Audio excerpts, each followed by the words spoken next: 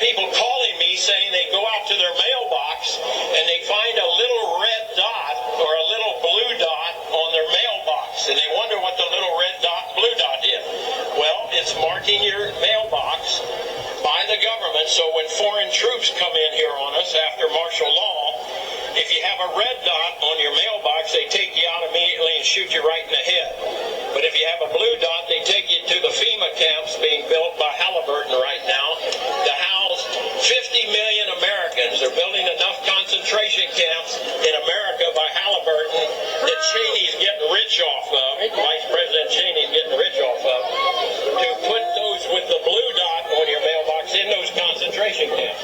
Now, if you go out and you find a pink dot on your mailbox, that means that they believe you'll be a good slave and you're going to go along with the program and serve our international Antichrist masters.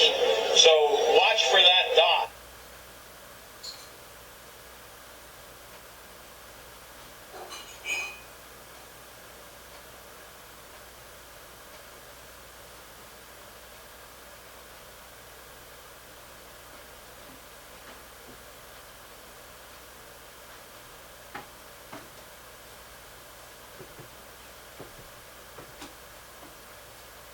Listen to this, folks. I was pulled to the side road, which was a new cut gravel dirt road in front of a business, a builder supply business. And the right side of the road was filled with, which I thought was portable toilets. I never looked at them that close. Same in color, maybe black, but which was an odd color. And I asked him about the field of black boxes. What were they? Because I'd never seen anything like that. And his statement was that if he told me, I would be one of few people in Madison, Georgia that knew about them. And he says they're disposable coffins, I believe he told me. And he says there's 100, at that time, he said there was 125,000 there.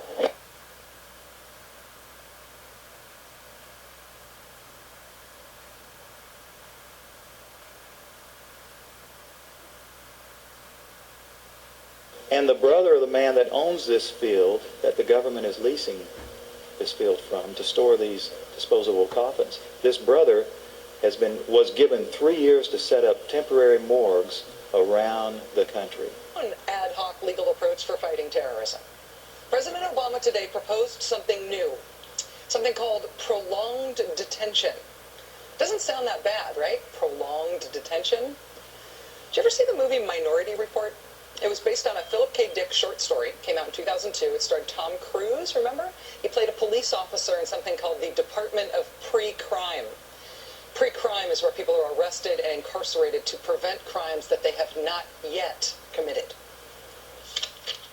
Mr. Marks, by mandate of the District of Columbia Pre-Crime Division, I'm placing you under arrest for the future murder of Sarah Marks and Donald Dubino's take place today, April 22nd, at 0800 hours, 4 minutes. No, I didn't do anything. You didn't do anything, but you're gonna. Future murder. Creepy, right? Putting somebody in jail not for what they've done, but for what you're very sure they're going to do? There may be a number of people who cannot be prosecuted for past crimes. In some cases because evidence may be tainted, but who nonetheless pose a threat to the security of the United States. We're not prosecuting them for past crimes, but we need to keep them in prison because of our expectation of their future crimes. Al-Qaeda terrorists and their affiliates are at war with the United States, and those that we capture, like other prisoners of war, must be prevented from attacking us again. Prevented. We will incarcerate people preventively. Preventive incarceration. Indefinite detention without trial. That's what this is. That's what President Obama proposed today, if you strip away the euphemisms. One civil liberties advocate told the New York Times today, quote, "We've known this was on the horizon for many years, but we were able to hold it off with George Bush." The idea that we might find ourselves fighting with the Obama administration over these powers is really stunning. And it is stunning.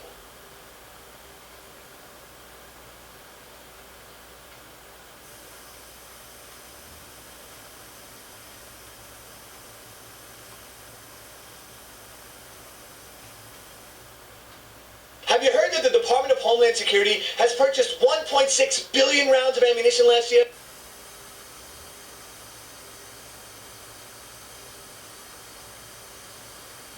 I mean, that's going to cost millions and millions of dollars. Correct me if I'm wrong, but isn't this country broke? I mean, you turn on the TV, you hear how we're laying off air traffic controllers, how people are going to die because of it. I mean, Harrison Ford is in a tizzy, and we're spending this much money on bullets? Do you know that 1.6 billion rounds of ammunition is enough to fight a 20-year war and still have bullets left over? My question is, who is the Department of Homeland Security planning to shoot? Do you realize that over the past couple of months, our government has tried to pass bills through Congress allowing them to arrest American citizens without due process, allowing them to kill American citizens without due process? And it's got the 5 regions for the FEMA camps, and it talks about barricades and barbed wire and armed guards, and it says that they built the camps and that now they need to get ready to staff them, and that they need to be ready within a 72-hour period. And so I want to challenge everybody to call their friends and their families now and realize that the new economy is to put tens of millions of people, we already have the biggest prison population in the world, in this archipelago, this giant chain of facilities all over the country. The following video details the contents of a Department of Defense document entitled Internment and Resettlement Operations, also known as FM 3-39.40. The document is 325 pages long and is signed by Joyce E. Morrow, Administrative Assistant to the Secretary of the Army. It was created in 2010, however, it's just been recently leaked to the public via the internet and can now be downloaded from multiple sources. In the description below, you'll find a download link for the document. I strongly encourage you to download it yourself and to verify everything that's being said here. The document outlines military procedures for internment and resettlement of civilians, and it describes the layout and the administration of these internment camps. It clearly states on page 38 that it applies within U.S. territory, and it specifically addresses the detainment of U.S. citizens, as is indicated by the identification procedures for new prisoners on page 146, which states that social security numbers are to be recorded alongside their photograph and fingerprints. Included in the list of organizations which may be involved in these internment operations are the Department of Homeland Security, FEMA, the Department of Defense, and the United Nations. On page 56, the document outlines the responsibilities of psychological operations officers within the camps, among which it states that a PSYOP officer develops and executes indoctrination programs to reduce or remove antagonistic attitudes and identifies political activists. On page 281, the document goes into more detail regarding the role of psychological operations within the camps, specifically in regards to pacifying the population and ensuring cooperation. On page 238, it gives the conditions for the use of deadly force in such camps. Among the justifications for lethal force, it includes to terminate an active escape attempt. That point right there should make it clear that these camps are not benevolent disaster relief type facilities. On page 244, the document calls for the use of snipers during riots to, quote, scan a crowd and identify agitators and riot leaders for apprehension and fire lethal rounds if warranted. On page 260, it shows the basic layout for a facility focusing on detainment. It is depicted with interrogation areas, tribunal areas, and mortuaries. Each detainment facility is designed to hold 4,000 prisoners, and they are depicted with multiple levels of barbed wire separating compartments within the facilities, with a double barbed wire fence enclosing them, and watched over by 24 guard towers. On page 261, the document depicts the layout for what they call civilian resettlement facilities, which are designed to house 8,000 people. Though it uses the word resettlement, the plans show multiple levels of barbed wire dividing the sections of the facility, with double barbed wire fencing on the outside, as well as 16 guard towers. On page 262, the layout for facilities designed for what they call non-compliant prisoners is shown. These camps are designed to hold up to 300 prisoners, they have 3 interrogation centers, and are guarded by 13 guard towers. Now, if there's any question whether these plans are active or just theoretical, this should be settled by the fact that the U.S. Army has been running ads for job positions in these camps since 2009, and apparently, they're still hiring. Once again, if you look in the description, you'll find all the links you need to verify this information. It's important to note here that this document was created in 2010, which was under the Obama administration. And it predates the NDAA of 2012, which authorized military detainment of U.S. citizens. This clearly shows a long-term agenda at work.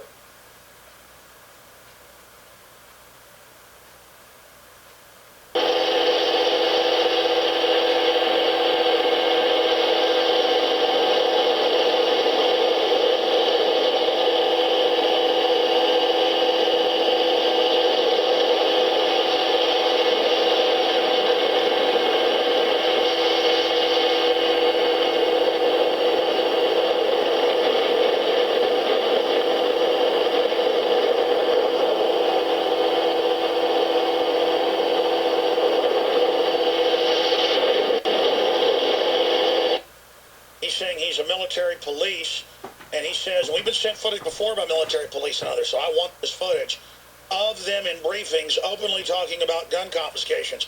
Now, that's now in the manuals that they're training to quarantine cities and towns and confiscate guns. We've had Navy SEALs on confirming it. Cool tones, so sophisticated and yet so hard to achieve. New Preferentially Cool by L'Oreal Paris. An exquisite trilogy of cool reflex in our expert gel texture. To quarantine cities and towns and confiscate guns. We've had Navy SEALs on confirming it. We have the documents. We know that. But footage, not just in some Army manual, but footage could really, really hurt the folks that are trying to covertly prepare the military for basically civil war. Brian, obviously, you've got to go back in right now. Tell us as much as you can and how we get this footage, but describe it for us. Okay, so I was in a briefing with FEMA. FEMA runs my old unit. I'm actually out now. I got out in September of this year. They were talking about suspension of the Constitution, Second and Fourth Amendment rights being taken away, and I openly asked him, are we going to take guns? He says no, but he says they will. It's clearly on the video. They will, talking about the FEMA guys with us. So that's the gist of the video. You could, I'm filming the floor because it kind of startled me when they said that they're going to suspend the Constitution under martial law, which is pretty scary to me.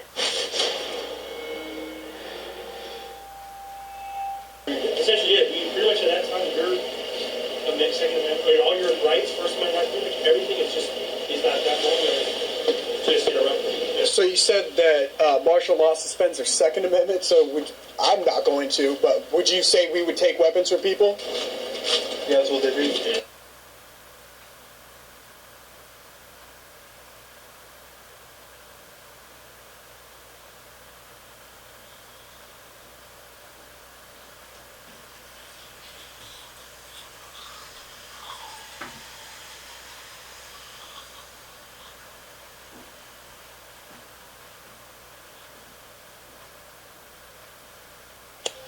As a psychiatrist, I remember very well the condemnation by the American Psychiatric Association of Soviet psychiatrists and the Soviet Union for their use of psychiatric techniques and psychiatric medications to control political dissidents. Sadly, shockingly, we in the United States have become those same oppressors. We now have a policy as exemplified by the FBI brochure from the Phoenix Office on Counterterrorism, which says people who are defenders of the U.S. Constitution against federal government and the UN, and make numerous references to the U.S. Constitution, should be monitored as potentially murderous and fanatical terrorists. By extension, should be considered mentally unstable. Under the new Freedom Commission, mentally unstable people must be medicated on a compulsory basis with lethal and untested but very profitable psychiatric medications.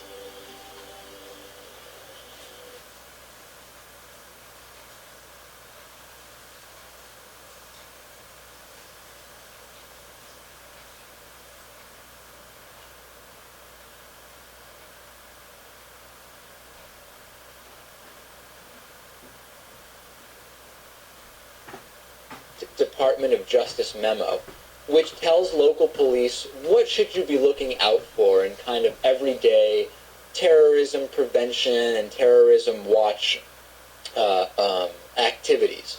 And one of the things that is considered a potential terrorist risk is individuals who harbor doubts about the official story regarding 9/11. The memo adds 9/11 official story skeptics to the growing list of targets